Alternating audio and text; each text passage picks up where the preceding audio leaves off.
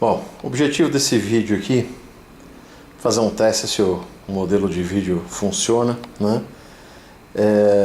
Com o objetivo de mostrar um pouco um hobby que eu tenho desde 1978, ou seja, 40 anos, que é a coleção de times de futebol de botão, né? Principalmente da marca Brianesi, mas não apenas dos Brianesi, né? A ideia é que nos últimos anos, apesar de produção em escala desses botões já ter terminado há muito tempo, né? O auge dos botões já passou há mais de 20 anos, né?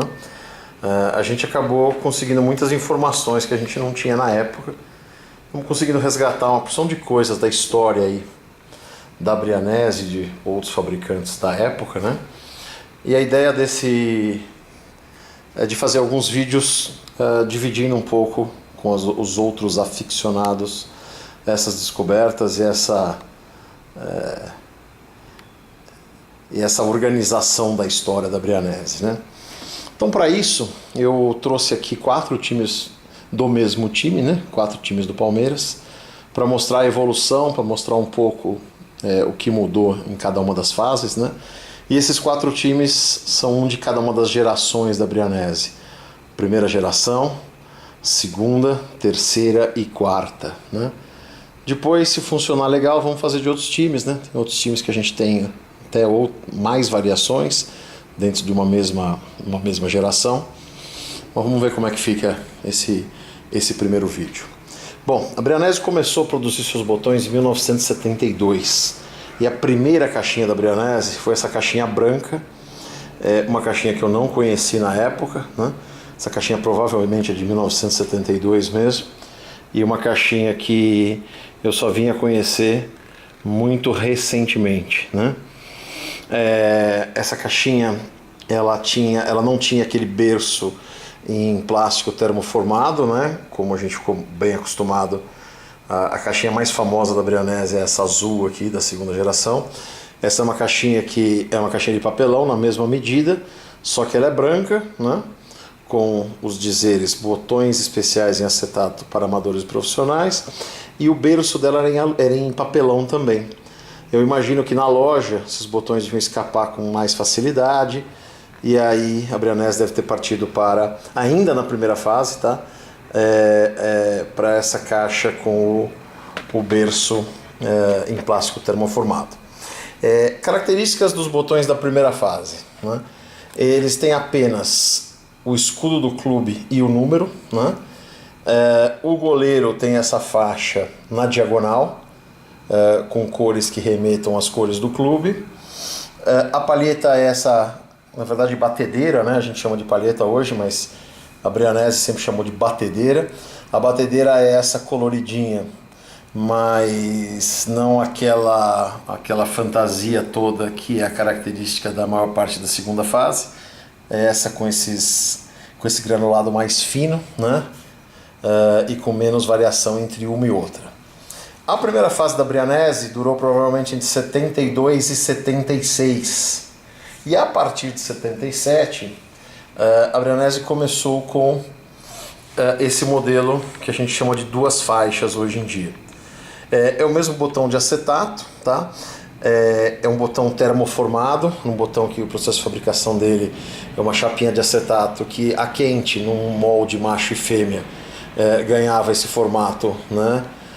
De botão, de tampa de relógio, né?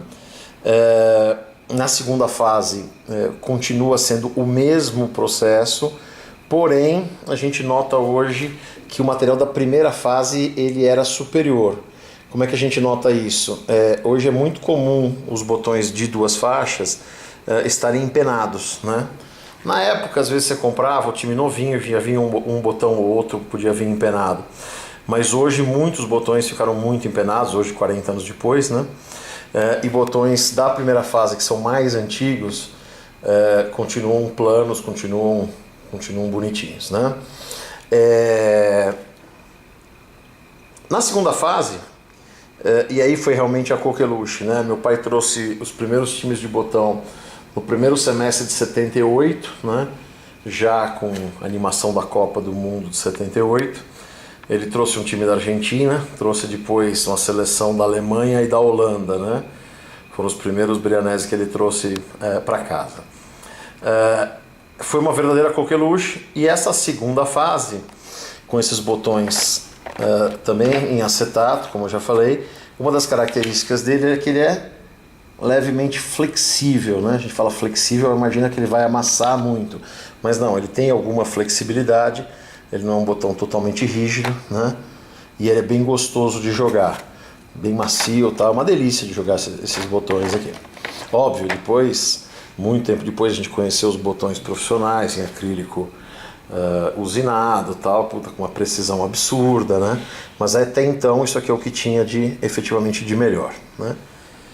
1986 começa a decadência aí da Brianesi, né? Pelo menos aos meus olhos, né? Depois, ao longo dos próximos vídeos, eu vou contar um pouco a minha história pessoal com os botões.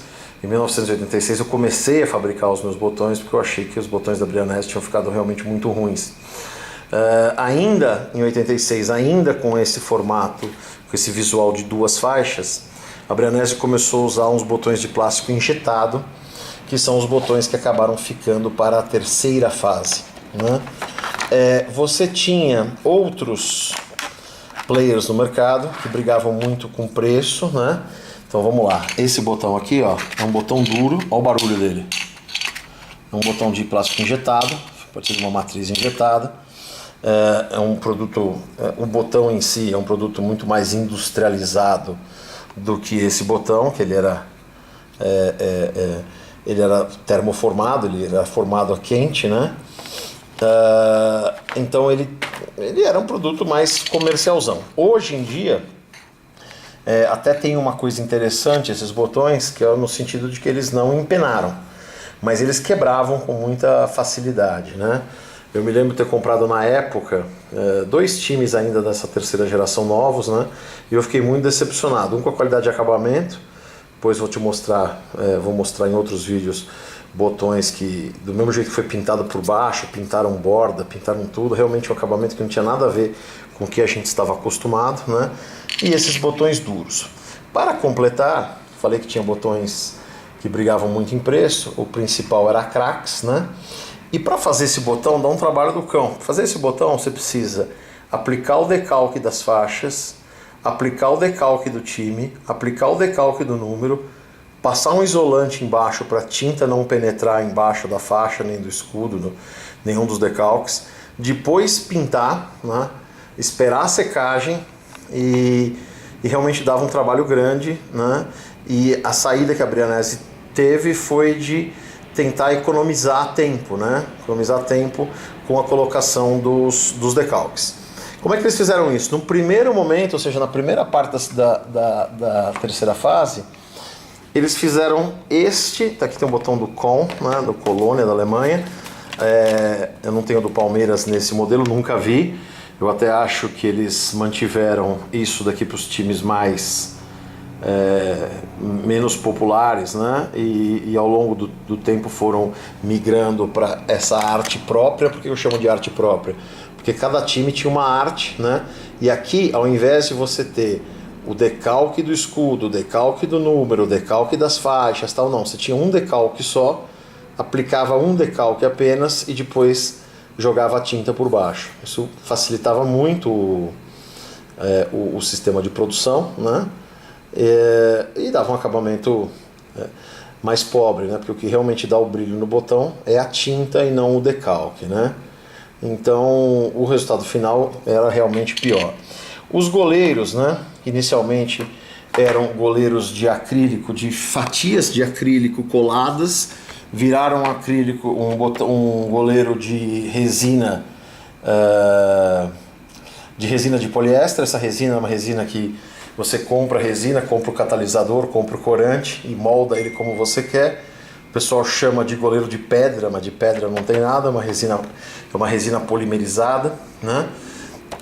O goleiro passou a ser um goleiro de caixinha cheia de areia, como a Krax já fazia. Então a Krax, que era um concorrente mais barato, inclusive contar depois um pouco da história da Krax em outros vídeos, né? Conheci o Guilherme Biscassi era um cara espetacular, mas os botões realmente eram botões mais baratos, né? Então a Crax começou com esse negócio de ter uma arte única para economizar no processo, e a Brianese, que era líder de mercado, que era a empresa mais legal, que era tudo, que era o benchmark aí, simplesmente copiou o que o seu concorrente mais barato fazia, né?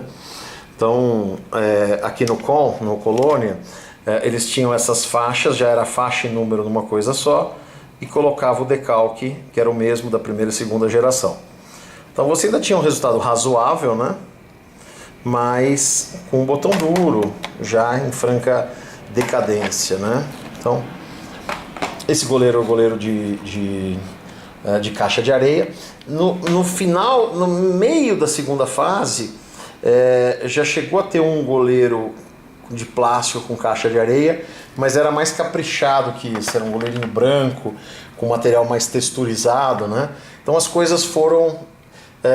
não é assim que mudou da primeira para a segunda fase e mudou tudo. Não, as mudanças iam acontecendo e a gente caracteriza pelas principais características, né? A gente coloca na cronologia aí em uma das 4 fases, né? Mas as coisas iam acontecendo, por exemplo, a palheta. A palheta era essa palhetinha tutti-frutti, que depois virou essa palheta colorida, mas na segunda fase ainda, a gente passou a ter uma palheta preta, também de acetato, mas de acetato preto, e depois na terceira e quarta fase essa palheta tosca, cinza, né? Realmente bem mais pobre, né? Então essas mudanças foram acontecendo ao longo do tempo. Chegou uma hora, eu aqui nessa época parei de acompanhar, né? Eu quando comecei, eu cheguei a ter times novos da primeira fase. Tem um Palmeiras da primeira fase que foi meu desde novinho. Aquela primeira Argentina que veio também era uma Argentina da primeira fase. Mas o que eu realmente foi a minha coqueluche foram os botões da segunda fase. Quando entrou a terceira fase, eu realmente achei que os botões tinham caído muito de qualidade e parei de acompanhar, né? Eu esqueci que existia Brianese tal. E o que eu sei depois eu aprendi mais recentemente, quando depois de 25 anos de inatividade eu ressuscitei os meus botões. Depois veio a quarta fase, né? A quarta fase eram botões de plástico, também injetados, né? Ainda mais simples, ainda um material ainda mais barato que o da terceira fase. E o pior, aí já não tinha nem mais os decalques, era um pedaço de papel colado por dentro e com a tinta embaixo para isolar. Eles nem são tão ruins de jogar, tá? Se você coloca na mesa, são botões interessantes de jogo, né? Mas longe do que o que foi um tempo atrás, né? Então isso aqui foi na segunda parte dos anos 90 e até o finalzinho, até 2001, quando a empresa encerrou as atividades. Esse botão do Palmeiras, ele tem uma peculiaridade, que uma outra dificuldade que a Brianese teve, além de todo o movimento de mercado, as crianças deixando de jogar, preferindo videogame, o realismo do videogame, do que o futebol de botão, os clubes de futebol, numa atitude ultra mesquinha e burra, começaram a processar a Brianese pelo uso indevido da marca, né? E cara, isso é um negócio assim, você está criando awareness da sua marca, você não está tirando proveito de nada, né? Acho que é uma atitude realmente muito míope dos clubes que vieram fazer esse tipo de questionamento. Mas eles estavam no direito, a marca deles, né? E aí a Brianese começou a ter um monte de problema jurídico, e inclusive chegou a lançar alguns clubes sem escudo. Então você pega, por exemplo, um Flamengo do final dos anos 90, ele é um botão com listras vermelhas pretas, com número e sem emblema nenhum. Pô, o cara tá jogando FIFA com realismo absurdo, não sei o que, chega alguém para jogar com um botão que nem o escudo do time tinha, não ia funcionar, né? Mas, contudo, entretanto, a Brianese conseguiu com o Palmeiras, né, licenciar o botão. Então esse aqui é um botão bastante raro, é um dos últimos que a Brianese fabricou. Ele está lacrado ainda, né, não foi deslacrado, nem vai ser. Ele tem o nome do patrocinador, né, ele tem o logo do time, tem o nome do patrocinador. tem a marca fornecedora de material esportivo, que era a Hummel na época, e aqui tem produto oficial licenciado. Não sei se no vídeo dá para ver, mas é uma etiqueta colada por cima, porque eles não iam fazer caixinha só para o Palmeiras. Então, quando era o Palmeiras, eles colocavam esse adesivo de que era um produto oficial licenciado. Mas nem assim a coisa foi para frente, e em final de 2001 a produção da Brianese parou, né? Bom, então a ideia foi realmente mostrar essa cronologia da primeira, segunda, terceira e quarta fase da Brianese, mas ao invés de estar escrito, mostrando os botões do mesmo time, para que ficasse mais fácil essa comparação.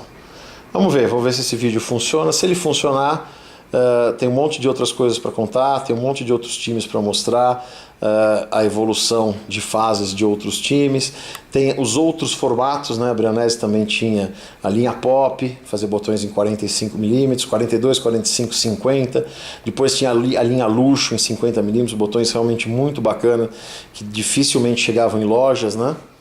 Então vamos ver o que acontece com esse primeiro vídeo, beleza? Valeu!